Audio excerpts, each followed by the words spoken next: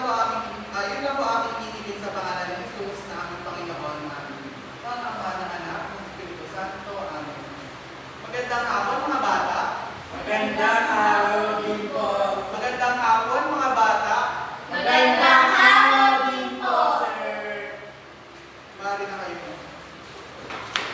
So, bago tayo magsimula sa ating talakayan, meron ako yung inihanda dito katanungan. Ano-ano ang mga social media apps ang kadalasan ginagamit ninyo sa kasalukuyan? Facebook, YouTube. Miss Jonah. TikTok, Instagram. Frederick. So, aware ba kayo kung paano gamitin ng tama yung mga apps na yun?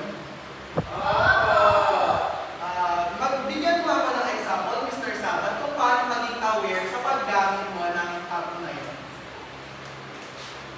Kapag gumagamit po ako ng YouTube ay ang mga pinakulat ko lang is yung mga akma na pwede mong panoorin sa na masakit kita na walang halong maraswaan or masyadong violence. So, tama. Ito yung mga nabanggit nyo kanina. Facebook, YouTube, Instagram, Messenger, TikTok, and X. Ang ating topic ngayon, araw ay mapanagutan ang paggamit ng social media bilang mamamayan. So,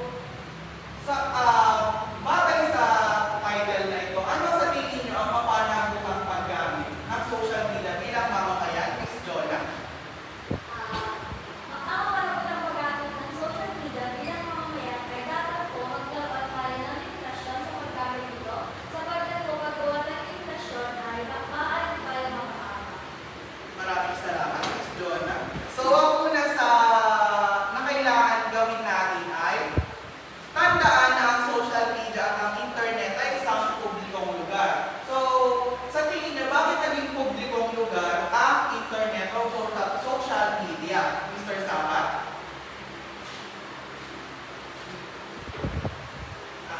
Para po sa akin, yung publikong lugar ng internet dahil madali tayo nakipagpulubilo sa mga ibang tao na gumagamit din ng social media.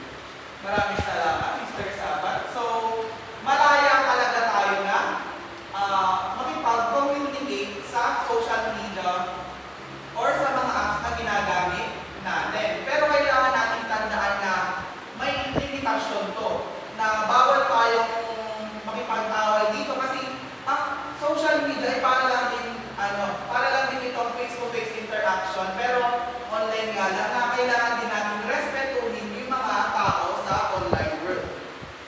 At ang pangalawa naman, ang social media ay lugar para sa pagkakaibigan at pagkakaunawaan. Sino may kaibigan dito sa online? Ako po, Sinong kaibigan mo sa online? siya po. Okay, maraming salamat. So, ang social media ay lugar para sa pagkakaibigan at pagkakaunawaan.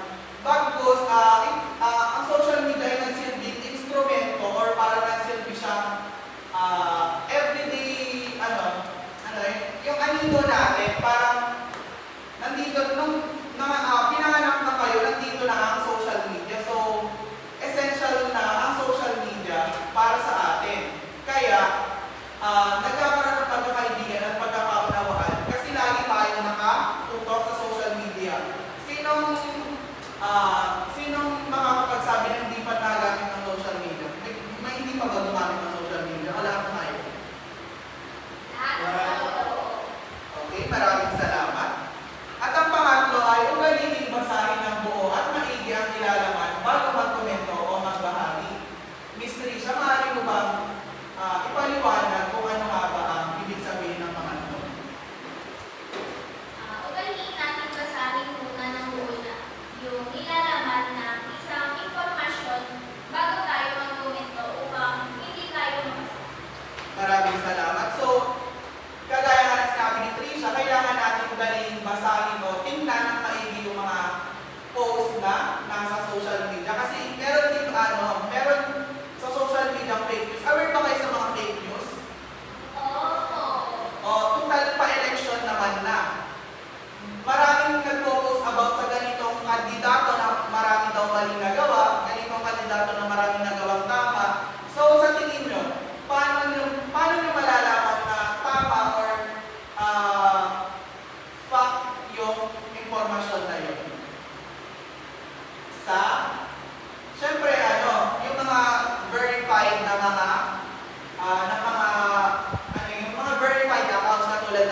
Phoenix Star, ng Rappler, at ng iba pa.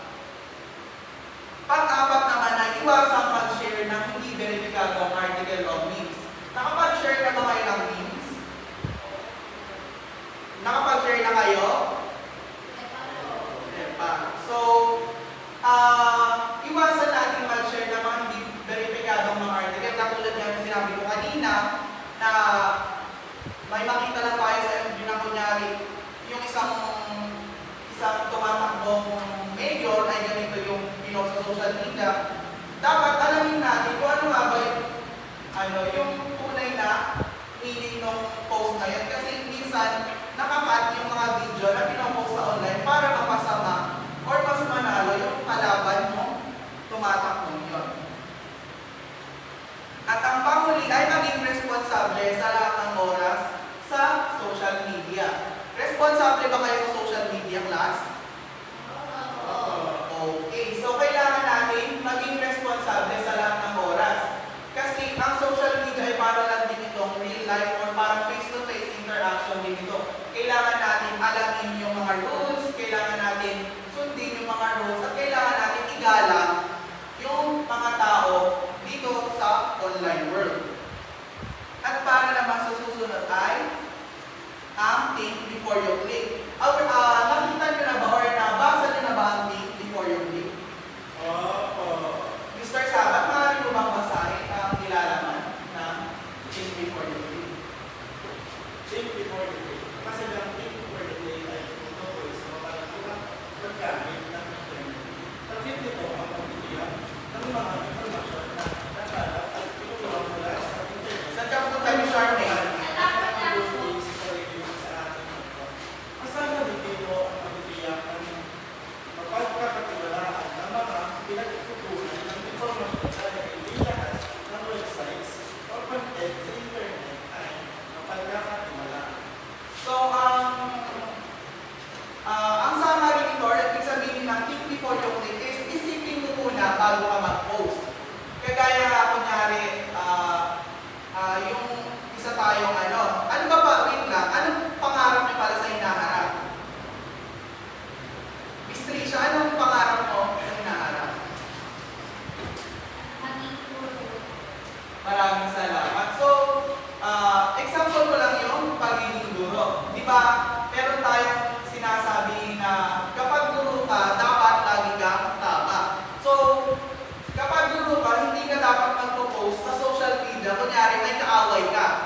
And, nalalamangan ka sa face-to-face yung, sa face-to-face yung interaction. So, magpo-post ka sa social media na kasira ka niya. Kunyari, nag-post ka ng screenshot ng conversation nyo, ng picture kunyari ng kabit niya, or whatsoever. So, lagi natin tandaan sa social media na think before we click.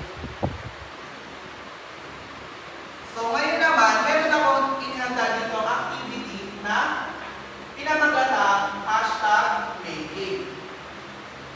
Gagawa kayo ng hashtag patungkol sa mapanuring paggamit ng social media. Isulat ito sa inyong quaderno or longpad at ipaliwanag ang nagawang hashtag. Okay, gawin nyo ito ng 5 minuto. Tapos na ba kayo lahat? So, magtatawag ako ng dalawa sa inyo para i-share yung hashtag na nagawa nila. Miss Trisha, ano ang hashtag na nagawa mo? Kung sa akin po ay hashtag factcheck na kung saan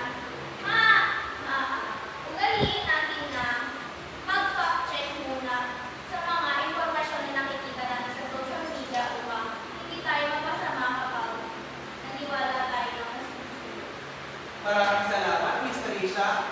Ikaw naman, Miss Figurasyon. Ako po, hashtag huwag maniwala sa fake news. Dapat po ay hindi tayo naniniwala na sa mga nakikita natin sa social media. Dapat ay tingnan muna natin kung tama ba o fact ba yung nakita natin bago natin ito i-share o isabi sa inyo. So, maraming salamat sa inyong sagot. So,